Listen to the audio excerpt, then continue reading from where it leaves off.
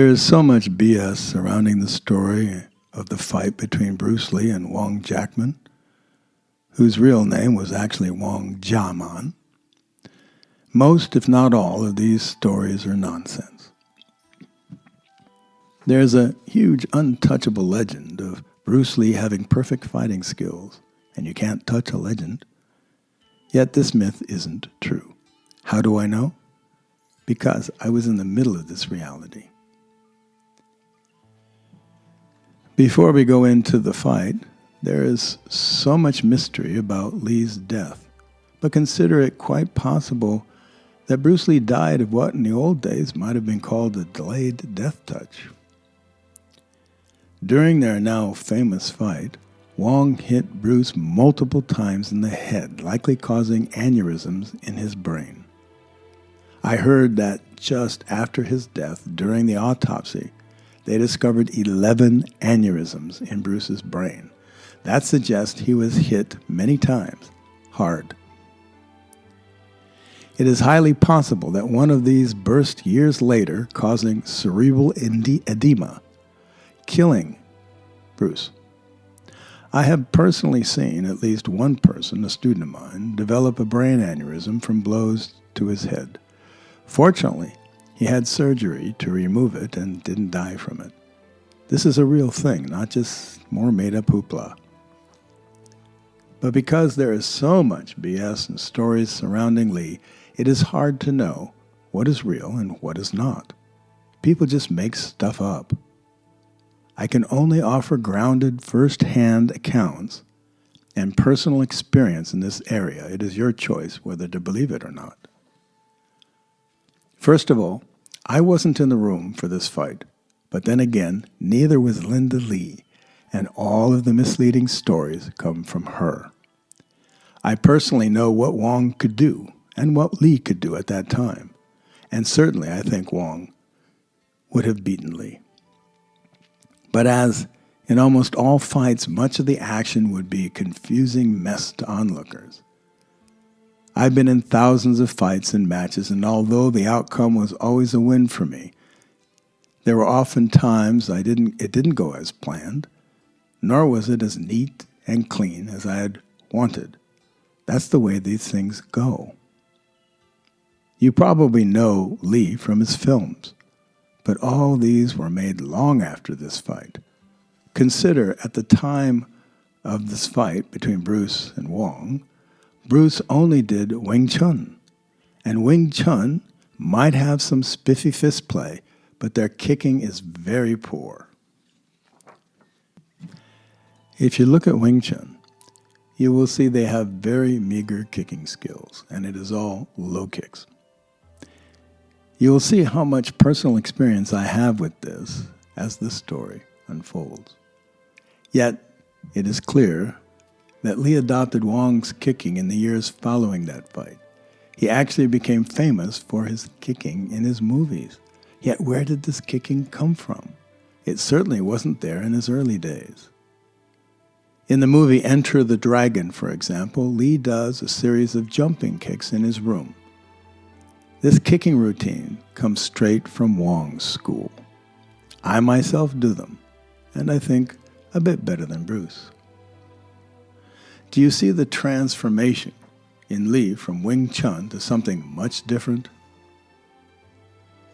I was Wong's top student around that time, revealing the claim that the motivation for the fight was that Wong wouldn't teach non-Chinese and didn't want Bruce to, was false, since, as you can see, I'm white.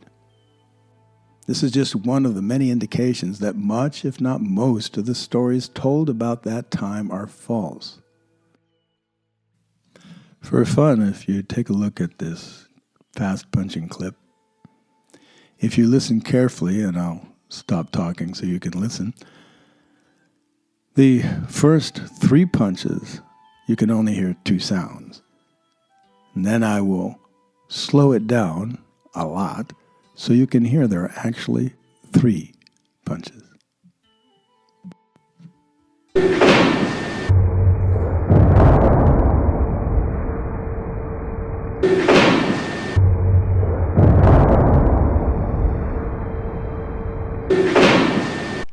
As I will reveal, I had many connections with the Wong versus Bruce controversy, but perhaps you should know more about me. To be clear, I'm not just a hanger-on or simply a student.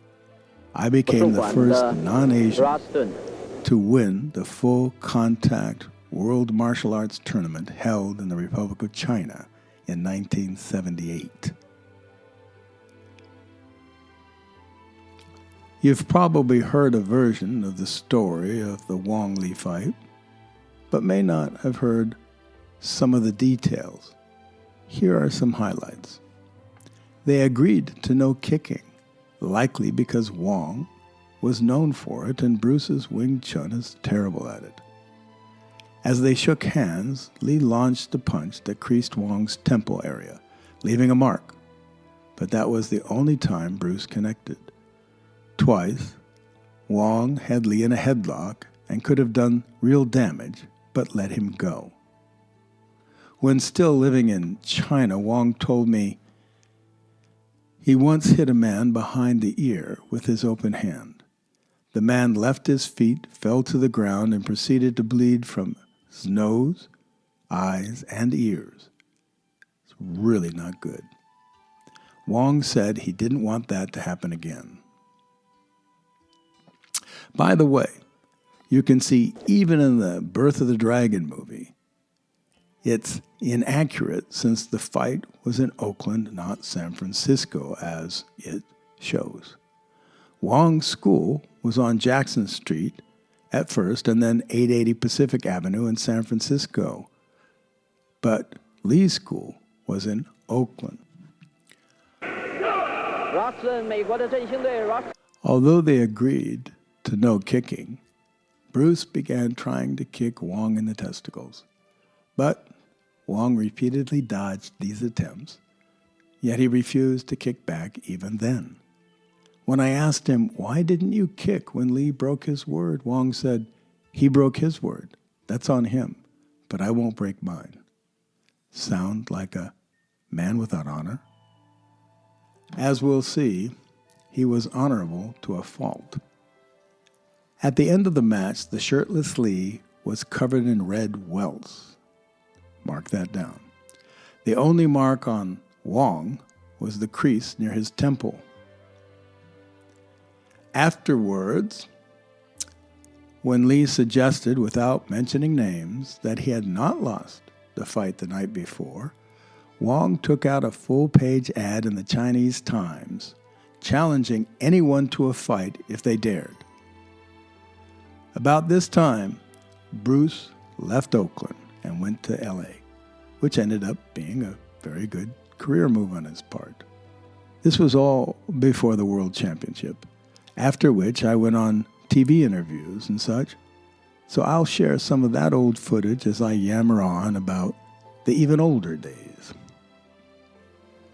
Now, Lee was skillful and a decent actor, and he actually did engage in real fighting, unlike most martial actors or even most martial artists. But he was in no way perfect, and he did lose. He was also known to be quick to anger and arrogant. Wong himself, though, said Lee was good, but not as good as the movies made him out to be. People completely forget that movies are totally choreographed. I was head of choreography in a movie once, so I know.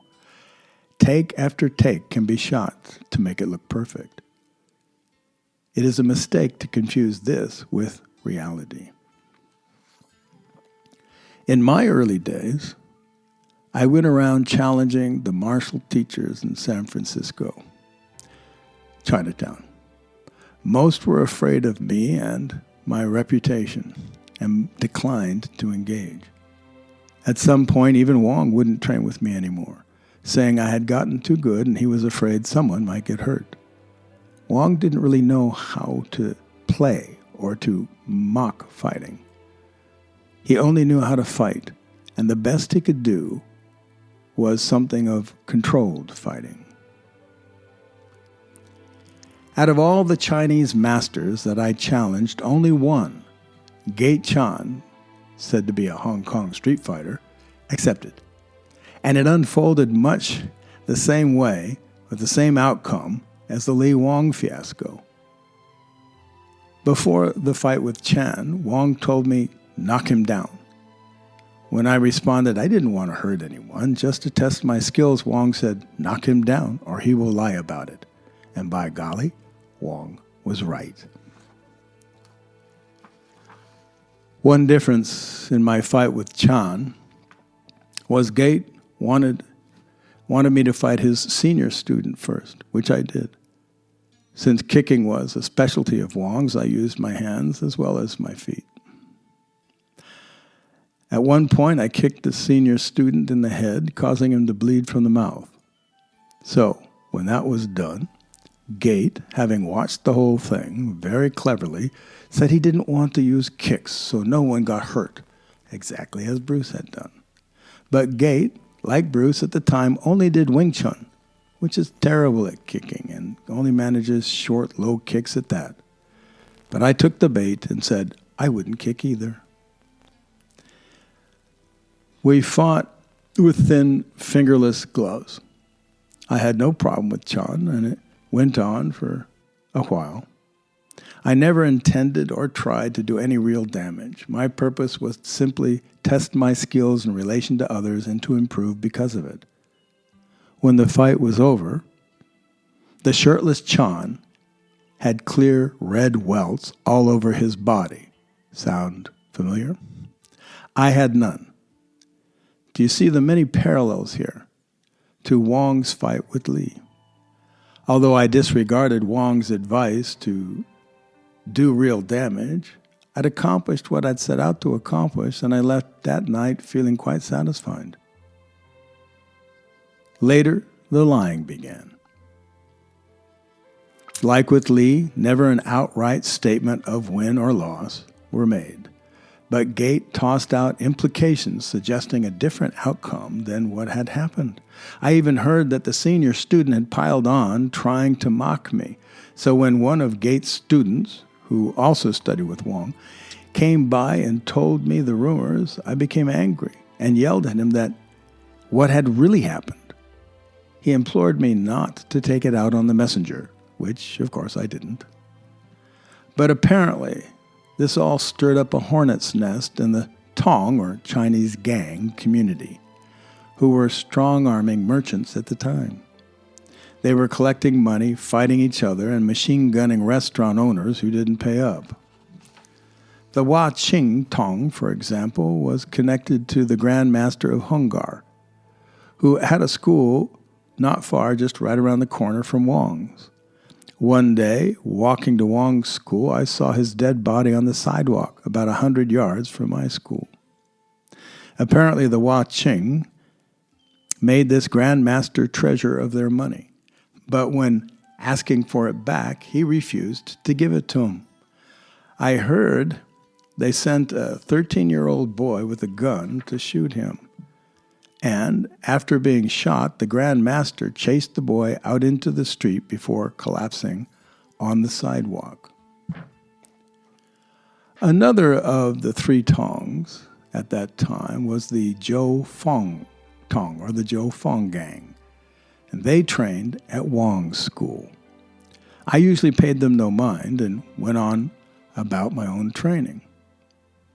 Yet after the incident with Chan one night, Frankie, their leader, who always trained in a shiny red dress shirt for some reason, approached me and was very angry. He told me I was making trouble, stirring up problems in the Chinese community with what I was doing. I told him I didn't care. It wasn't my problem, it was theirs.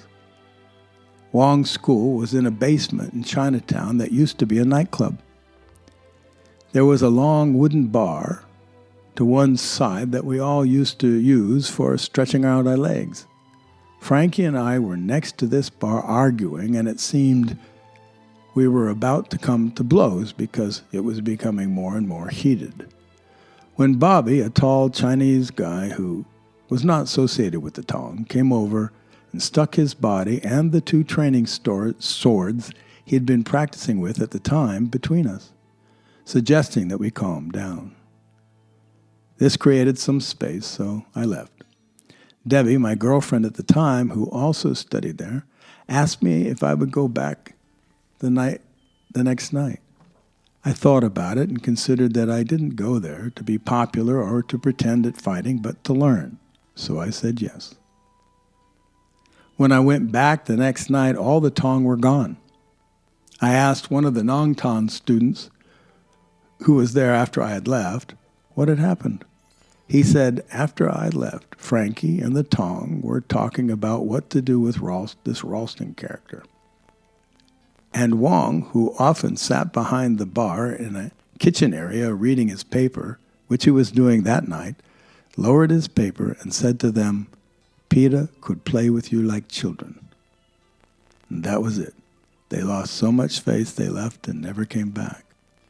So that is how I single-handedly defeated the Tong. I tell you these things so that you can grasp I was in the thick of it and had personal first-hand experience of Wong and such bouts.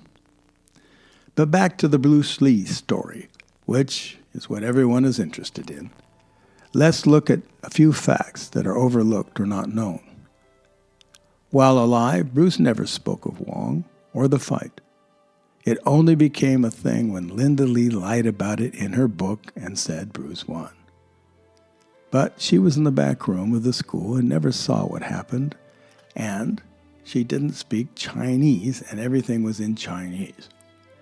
So her accounts are based on hearsay at best, and more than likely fabrications on her part to sell a legend and a book.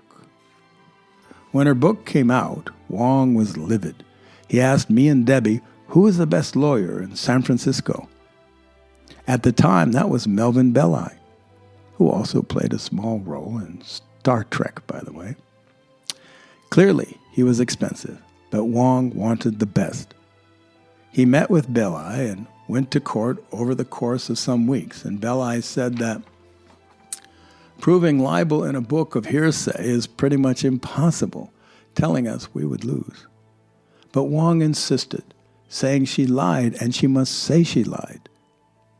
We told him that that isn't going to happen in a court of law.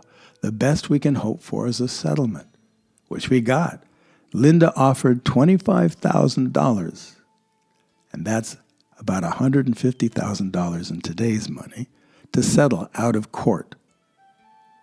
We told Wong to take it, that it was the best proof of guilt we could get, but he refused, saying she had to tell the truth, not just for him, but for me and his students.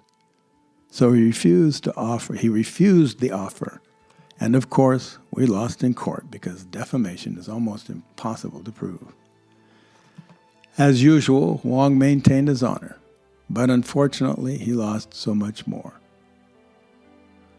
Because after that ruling, the floodgates were opened to make up any story or lie they pleased, and many did, some making out Wong to be an evil character. I doubt Bruce would have wanted that. None of this should take away from Bruce, however. He was a talented and a good fighter. He is also not the one who started all this hoopla. I was looking forward to seeing what he grew into as he matured and got older. After all, he died very young. Too bad we didn't get to see where his life would have led him. It isn't usually the wins from which you learn and improve, it is from the losses. Although, as an adult, I never lost a fight, there were often challenges within the fight from which I was moved to study and learn. That's normal, and any person trying to master something or even improve must learn from their mistakes and failings. Bruce could do nothing else. Clearly, his loss changed his life and his learning. But it is a disgrace and a travesty to taint the reputation of an honorable man with lies who didn't deserve it. I hope you enjoyed and learned something from this clip. This has been Peter Ralston.